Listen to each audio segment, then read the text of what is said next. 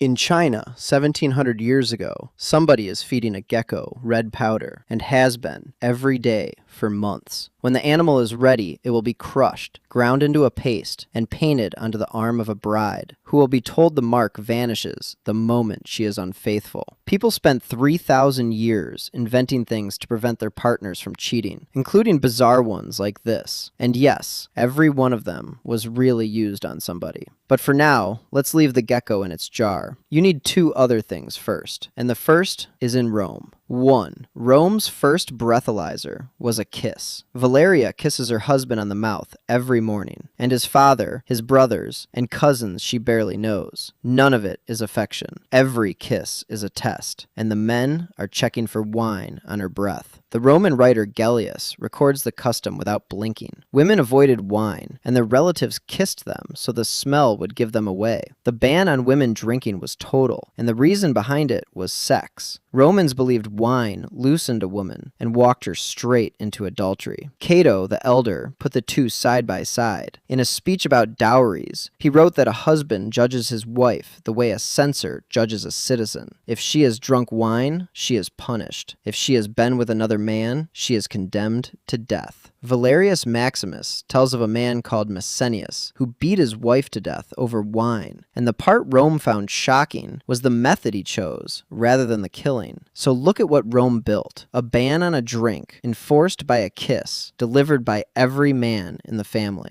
Scholars argue about how long it lasted. The classicist P. Moreau doubted the wine explanation altogether in 1978, and by the age of the emperors, Roman women drank at dinner parties in public. The thinking behind it never went anywhere, though. Parents still watch a daughter's drinking more closely than a son's, and partners still want to know who else was at the bar. Control the small thing, and you never have to face the big one. Rome kept its test inside the family.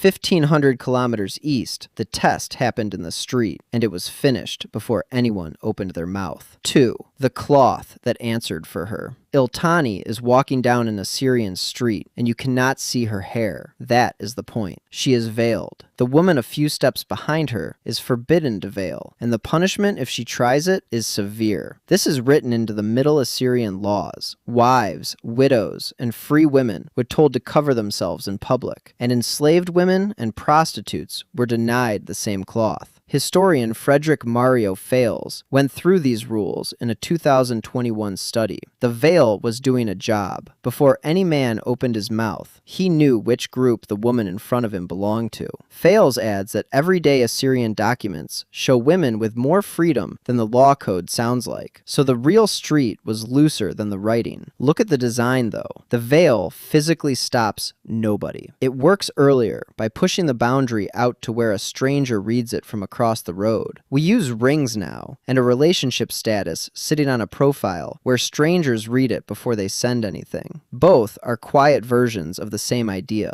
but a sign only works if strangers agree to respect it, which is why somebody eventually decided to stop relying on strangers and put the guard on the woman herself. 3. The guard that was never there, now the gecko. The red powder is cinnabar. Month after month, the animal turns red from the inside out. Then it is lifted out, crushed, ground into a paste, and painted onto the arm of a girl named Mei Lin, who is about to be married. Mei Lin is told the mark will sit there for the rest of her life, and that it will vanish the moment she sleeps with anyone. Nobody is watching Mei Lin. Nobody has to. The recipe survives. Zhang Hua wrote it down in the 3rd century in a book called the Bohu Ji. The paste is called Shougong Sha, and Shougong means palace guardian, which is what Chinese writers called the gecko. The whole practice is tangled up with guarding the women of the emperor's household. Keep that phrase somewhere safe. Palace guardian. It comes back at the end of this video in a way you will not see coming. Here is what makes the mark clever and horrible. It does not have to work. Mei Lin checks her arm every morning. As long as she believes the mark can give her away, the mark is doing its job. A gecko has become a guard who who never sleeps, never takes a bribe, and never leaves the room. If that sounds like something only ancient people would fall for, count how many couples share their location with each other and then almost never open the map. The sharing is the point. Nobody has to look. And people knew. Li Shizhen, who compiled the greatest Chinese pharmacy book of the 16th century, went through the older sources and said flatly that the arm method was largely untrue. He wrote that 400 years ago. People kept painting it on anyway, which is the first sign of what this video keeps walking into. None of it was ever about evidence. Rome had a version of the same idea, except Rome made it out of metal and sold it with an excuse attached. 4. Locked shut to save his singing. Marcus is a Roman performer, and somebody has fitted a small metal clasp to his body. The clasp makes sex painful and impractical. That is the whole design. The Romans called the object a fibula, and the practice infibulation. You would assume a jealous partner was behind this. Probably not. Medical historians Dirk Schultheis, Johann Madalar, and Frederick Hodges went back through the ancient evidence in 2003, and the Roman sources tie the clasp most strongly to singers and actors, because Romans believed sex ruined the voice. A performer who slept around would lose his range and his career with it. Coaches still tell fighters and footballers to stay away from sex the week before a big night, and the evidence behind that is not much stronger than the Roman version. So the clasp was sold to Marcus as career protection. Imagine that conversation. You find the thing attached to you, you assume someone suspects you, and then you are told the real reason is your singing. Somehow that is meant to make you feel better. There is nothing behind the theory, but it tells you something about all of this. Ancient people had a completely different picture of how a body worked, and their solutions came straight out of that picture. Everything so far has been one worried person improvising. A kiss, a piece of cloth, a gecko, a clasp. Now watch what happens when the worried person owns an empire.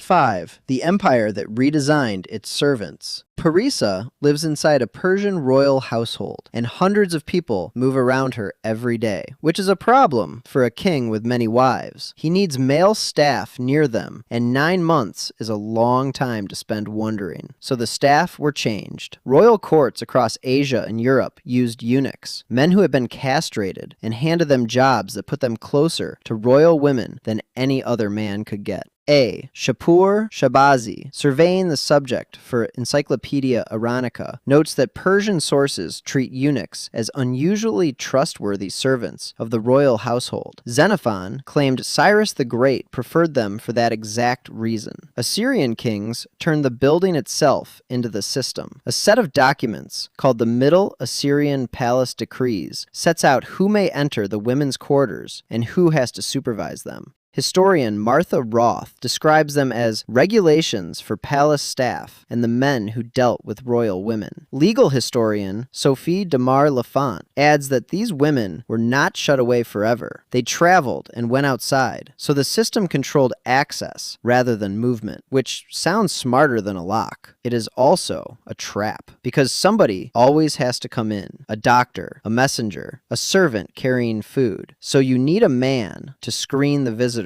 Then a man watching him, then a man watching him. Cheating prevention has quietly turned into airport security 3,000 years before airports. The modern version is smaller and much quieter. Some men still will not have dinner alone with a woman who is not their wife, which is the same idea shrunk down to a single rule. And castration made nobody loyal. It made a man safe in one narrow way and left everything else about him untouched. These men had daily access to the ruler, his wives, and his children, and some became the most powerful people in the empire. The king had swapped one risk for a bigger one, and it took a Roman poet to say out loud what was wrong with all of it. 6. The guard nobody thought to watch. Claudia's husband believes he has solved jealousy. When he goes out, a custos stays behind with her, a guard. He watches the door, notes who comes near, and makes a quiet meeting almost impossible. We rent this now. An app costs less than a servant, and it does not sleep. And a poet spotted the hole immediately. What happens if Claudia sleeps with the guard? That is where one of the most quoted lines in Latin comes from. Who will guard the guards? It appears in Juvenal's Satire 6, a bitter poem about marriage, where locking your wife away and posting guards gets mocked as pointless, because guards can be paid off or simply join in. Juvenal was writing satire rather than reporting on real households, and scholars still argue over that part of the manuscript. Researchers like Gergo Galerfi keep returning to it anyway, because it shows what Roman men were afraid of. Juvenal thought he was making a joke. He had actually answered the question sitting under this whole video. Every method here does the same thing. It moves the problem instead of solving it. The wine ban moves it onto a drink. The veil moves it onto strangers. The clasp moves it onto the body. The eunuch and the guard move it onto another man who then needs watching himself. And the app moves it onto a company you have never met. Not one of them produced trust. Trust was never something anyone could build out of metal, cloth, or staff. Which brings me back to Mei Lin, looking at a red mark on her arm. Her guard was a gecko. It could not be bribed, and it never looked away, because it was never really there. The Chinese called that gecko the palace guardian. 2,000 years later, a Roman asked, who guards the guards? And the answer had been sitting on Mei Lin's arm all along. Nobody does. The mark only worked because she believed in it. Every lock in this video worked the same way, and not one of them ever decided anything. Mei Lin still had to.